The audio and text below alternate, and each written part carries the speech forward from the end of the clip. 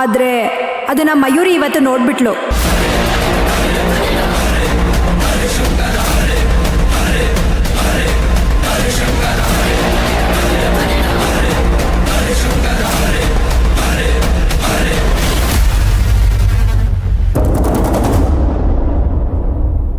ಒಟ್ನಲ್ಲಿ ನನ್ನ ಕುಡ್ತಾನ ಬಿಡ್ಸೋದಿಕ್ಕೆ ತುಂಬಾ ದೊಡ್ಡ ಸಾಹಸನೇ ಮಾಡಿದ್ದೀರಾ ಅಂದಂಗಾಯ್ತು. ನಾನ್ ಹಾಗೆಲ್ಲ ಮಾಡಿದ್ದು ನಿಮ್ಗೆ ಒಳ್ಳೇದಾಗ್ಲಿ ಅಂತ, ಬೇರೆ ಯಾವ ಕೆಟ್ಟ ಉದ್ದೇಶದಿಂದನೂ ಅಲ್ಲ. ಅಲ್ಲ, ನಿಮ್ಮ ಉದ್ದೇಶ ಏನು ಅಂತ ನನಗ್ ಚೆನ್ನಾಗಿ ಅರ್ಥ ಆಗ್ತಿದೆ. ಆದ್ರೆ ನನ್ನ ಪ್ರಶ್ನೆ ಏನು ಅಂದ್ರೆ, ಇಂಥ ಕೆಲ್ಸಗಳನ್ನ ನೀವೊಬ್ರೇ ಮಾಡೋದಕ್ಕೆ ಸಾಧ್ಯನೇ ಇಲ್ಲ. ಸೊ ನಿಮ್ ಹಿಂದೆ ಇರುವಂತ ಕಾಣದ ಕೈಗಳು ಯಾರ್ದು ಅಂತ ಸ್ವಲ್ಪ ಹೇಳ್ತೀರಾ?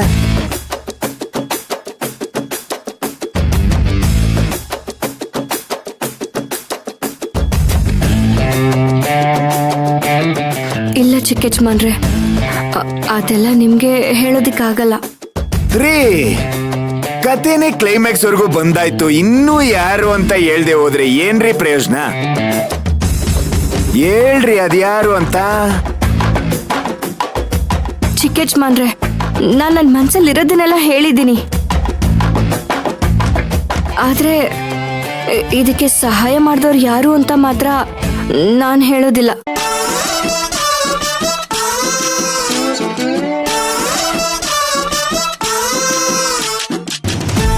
ಅಲ್ಲ ರೀ, ನಾನ್ ನಿಮ್ ಗಂಡ.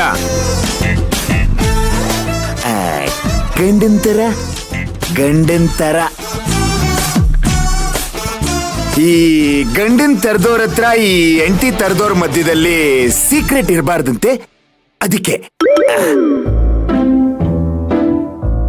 ಯಾರಿಗೂ ಕೇಳಿಸ್ತಿರಂಗೆ ನನಗೆ ಹೇಳ್ಬಿಡಿ ಯಾರು ಅಂತ. ನಾನು ಯಾರಿಗೂ ಹೇಳೋದಿಲ್ಲ. ನೀವ್ ಹೇಳ್ತೀನಿ ಅಂದ್ರೂ ಸರಿ, ಹೇಳಲ್ಲ ಅಂದ್ರೂ ಸರಿ, ನಾನ್ ಮಾತ್ರ ಹೇಳೋದಿಲ್ಲ. ನೀವ್ ಹೀಗೆ ಬಲವಂತ ಮಾಡ್ತಿದ್ರೆ ನಾನು ಇಲ್ಲಿಂದ ಎದ್ದು ಹೊರಟೋಗ್ತೀನಿ. ಆಯ್ತು, ತುಂಬಾ ಚೆನ್ನಾಗಿ ಎಸ್ಕೇಪ್ ಆಗೋದ್ ಕಲ್ತು ಬಿಡಿದ್ದೀರಾ. ಇರ್ಲಿ. ಇದನ್ನೆಲ್ಲ ನೋಡ್ತಿದ್ರೆ ನನಗ್ಯಾಕೋ ನನ್ನ ಮೇಲೆ ಕೊಲೆ ಮಾಡೋ ಸಂಚೆ ಮಾಡ್ತಿದ್ದಾರೆ ಅಂತ ಅನ್ನಿಸ್ತಿದೆ.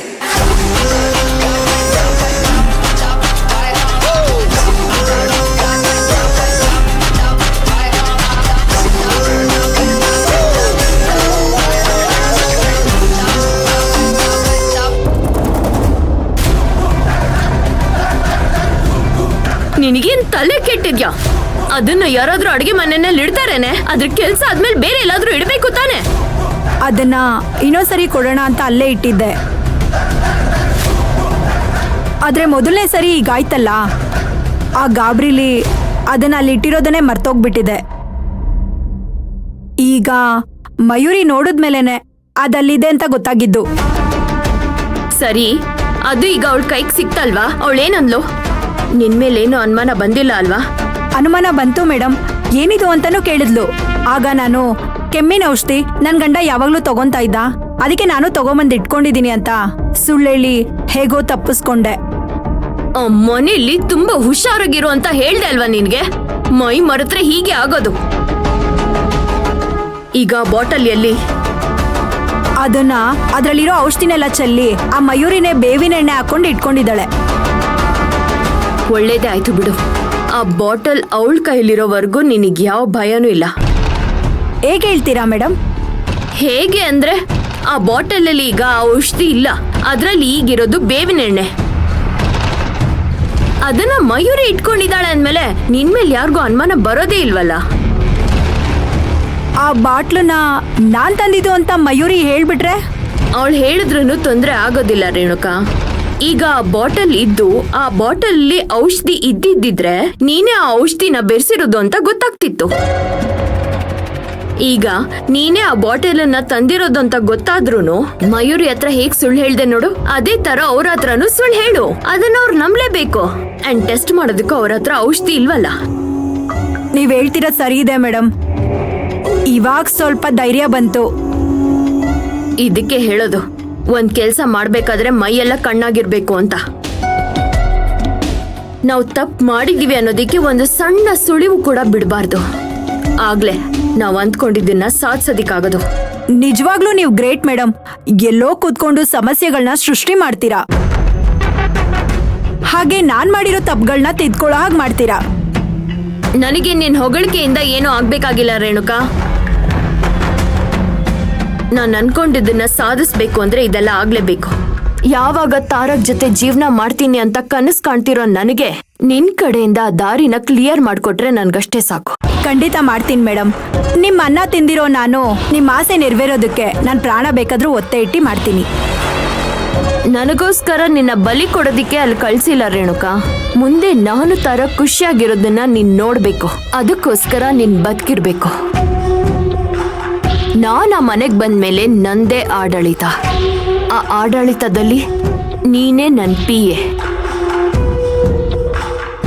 ಈಗ ನೀನ್ ಕೆಲ್ಸ ಮಾಡ್ತಿರೋ ಜಾಗದಲ್ಲಿ ಎಲ್ರೂ ಕೆಲ್ಸ ಮಾಡ್ತಿರ್ಬೇಕು. ಹಾಗ್ ನೋಡ್ಕೋಬೇಕು. ಇದು ನನ್ನ ಟಾರ್ಗೆಟ್. ನನ್ ಮೇಲೆ ಇಷ್ಟು ನಂಬಿಕೆ ಇಟ್ಕೊಂಡಿದ್ದೀರಾ ಅಂದ್ರೆ ಖಂಡಿತ ಅದನ್ನ ಉಳಿಸ್ಕೊಂತೀನಿ ಮೇಡಮ್. ಸರಿ, ಈಗ ಧೈರ್ಯವಾಗಿ ನೀನ್ ಕೆಲ್ಸನ ಮುಂದುವರ್ಸು. ಬೇರೆ ಏನಾದ್ರೂ ಇದ್ರೆ ತಕ್ಷಣನೇ ಕಾಲ್ ಮಾಡು. ಮುಂದಿನ ನಾನು ನೋಡ್ಕೋತೀನಿ. ಸರಿ ಮೇಡಮ್.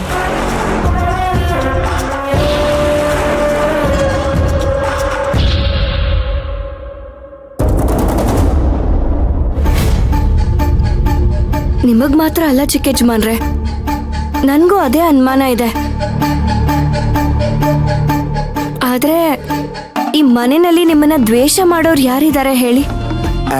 ನನ್ನನ್ನ ದ್ವೇಷಿಸ್ತಾರೋ ಇಲ್ವೋ ನನಗ್ ಗೊತ್ತಿಲ್ಲ, ಆದ್ರೆ ಕೊಲೆ ಪ್ರಯತ್ನ ಅಂತೂ ನಡೆದಿದೆ ಅಲ್ವಾ.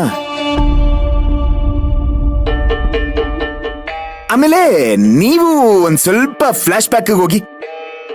ನಿಮ್ಮನ್ನ ಕಿಡ್ನಾಪ್ ಮಾಡಿ ನಿಮ್ಮತ್ತೆ ಕಾರ್ ಒಳಗಡೆನೆ ತುರ್ಕಿದ್ರಲ್ವಾ, ಮರ್ತ್ಬಿಟ್ರ?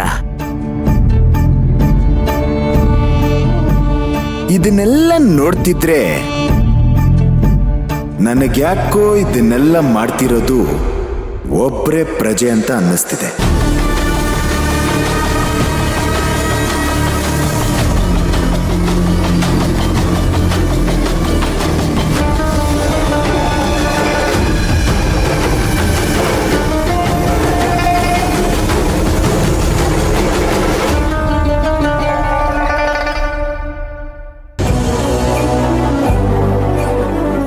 ನಮ್ಮಿಬ್ರು ಪ್ರಾಣ ತೆಗೆಯೋದಿಕ್ಕೆ ಹೊರಗಡೆಯಿಂದ ಯಾರು ಪ್ರಯತ್ನ ಮಾಡ್ತಿದ್ದಾರೆ ಅಂತ ನನಗಂತೂ ಅನ್ನಿಸ್ತಿಲ್ಲ.